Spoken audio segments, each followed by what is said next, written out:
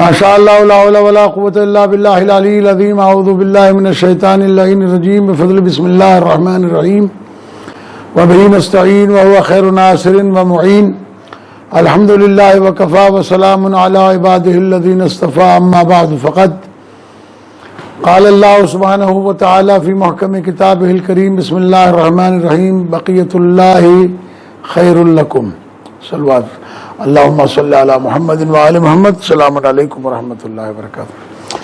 سامعین گرامی قدر،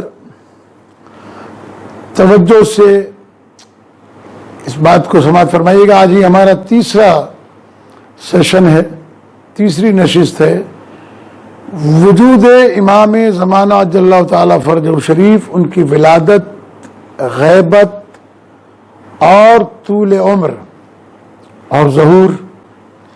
یہ وہ موضوعات ہیں کہ جو عام طور کے اوپر میڈیا پر بھی اور میڈیا کے علاوہ معاشرے میں بھی لوگ ایک دوسرے کے ساتھ اس پر بحث کرتے ہیں کہ اگر ہیں تو کہاں ہیں، ظہور کیوں نہیں کرتے، امام کو ڈرنا نہیں چاہیے، حجت خدا ڈرتی نہیں ہے، اور اس کے علاوہ اتنی لمبی عمر کیسے، اور کب ظہور کریں گے۔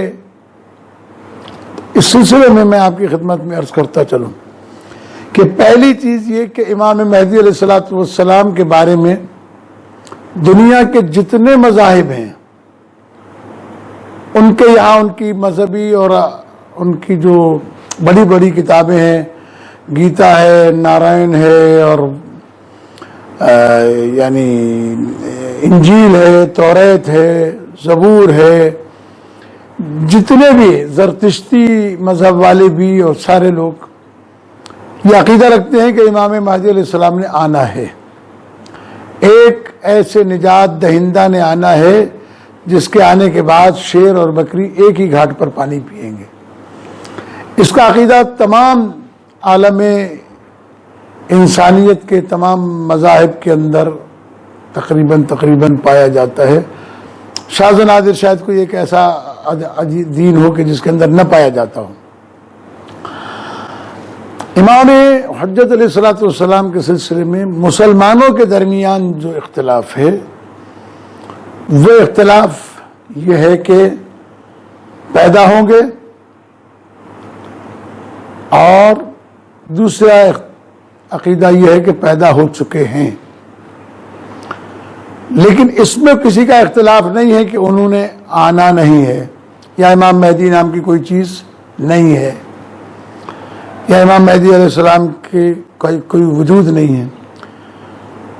10,000 سے لے کر 21 اور 26,000 تک احادیث موجود ہیں۔ قرآن مجید کی 300 سے زیادہ آیات امام مہدی علیہ السلام کے وجود پر دلالت کرتی ہیں۔ جتنی بھی کتابیں ہیں ان مسلمانوں کی، اس سب میں تقریباً امام مہدی علیہ السلام کا ذکر ہے۔ ہم نے پہلے دن بیان کیا تھا کہ تفسیر ابن کثیر، تاریخ ابن کثیر میں انہوں نے لکھ تو دیا ہے کہ یہ مہدی ہیں اور انہوں نے آنا ہے اور ان کے پیچھے حضرت عیسیٰ نماز پڑھیں گے، لیکن یہ وہ امام مہدی نہیں ہیں جن کا انتظار شیعہ کر رہے ہیں۔ اس قسم کی باتیں کر کے لوگوں کے ذہن کو ڈائیورٹ کرنا، لوگوں کے ذہنوں کو خراب کرنا، یہ عام طور کے اوپر لوگوں کی عادت بن گئی ہے، جھوٹ بولنا۔ جبکہ سارے مسلمان اس بات پر ایمان رکھتے ہیں کہ نبی کریم صلی اللہ علیہ وآلہ وسلم کی زبان سے نکلی ہوئی حدیث قرآن کے عین مطابق ہوتی ہے۔ جو حدیث قرآن کے مطابق نہ ہو، سنن دارقطنی میں بھی میرے پاس رکھی ہوئی ہے کتابیں، لکھا ہوا ہے کہ اسے دیوار پہ دے مارو، وہ اس حدیث کا مجھ سے کوئی تعلق نہیں جس کا قرآن سے ریفرنس نہ ملتا ہو۔ اس لیے کہ قرآن پیغمبر کی تصدیق کرتا ہے، اور قرآن کی تصدیق کرنے والے کا نام محمد ہے صلی اللہ علیہ وآلہ وسلم۔ لہذا امام مہدی علیہ السلام کے اوپر جو آیات موجود ہیں، وَنُرِيدُ أَن نَّمُنَّ عَلَى الَّذِينَ اسْتُضْعِفُوا فِي الْأَرْضِ،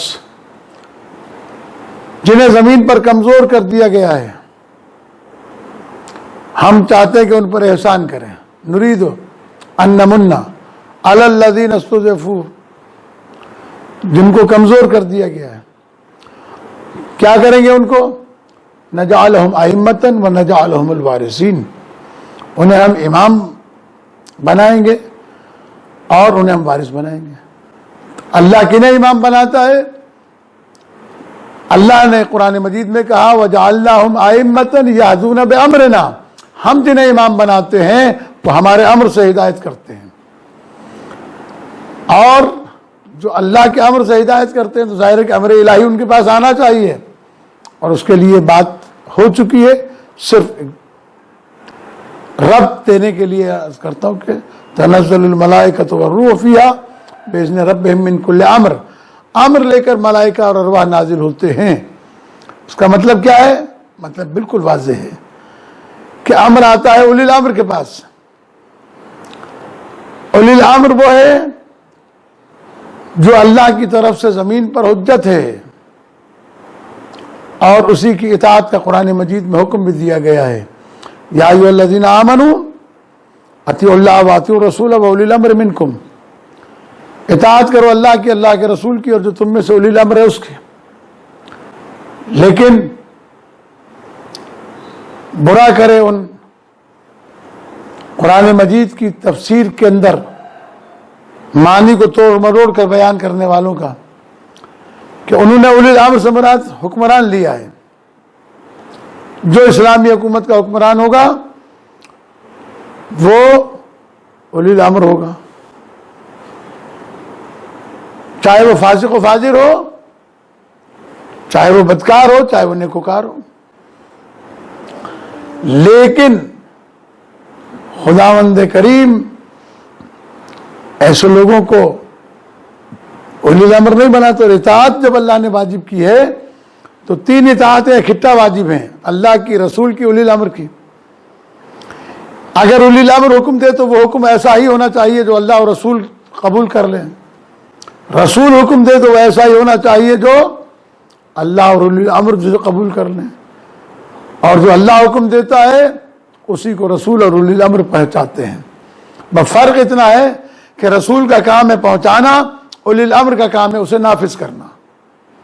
اسی لیے کہا جاتا ہے کہ یملأ الارض قسطا وعدلا کما ملئت ظلما وجورا.